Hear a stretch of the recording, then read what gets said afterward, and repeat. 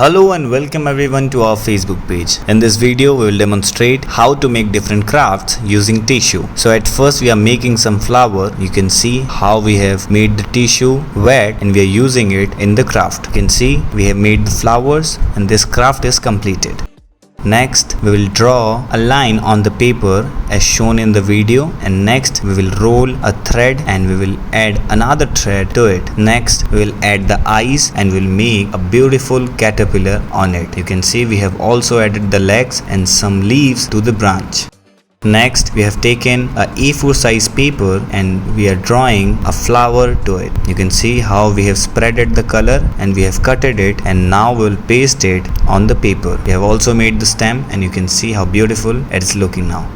Next we will make a watermelon. You can see how we have spreaded the color. We have used the water to spread the color, and next we will make the base. You can see how we have given the wavy lines, and we will cut pieces of the watermelon and we will paste it on the base. You can see how delicious it is looking now. Next we will make a face and we will make the eyes and we will make a joker out of it. Now we will add some holes to the base and we will use some threads to make the hair of the joker. You can see how we are pasting it and your joker is ready now. You can see how good this is looking.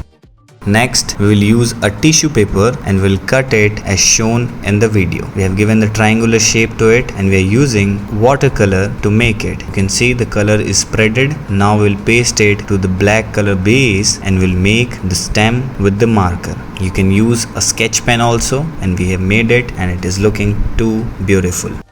Next we will tear some piece of paper and we will draw a sun shape with the crayons. Next we will paste it to the black paper and we will make a vase with the chalk. You can see how beautiful the flower vase is looking now. Next we will add the stem and some leaves to it to make it look more beautiful.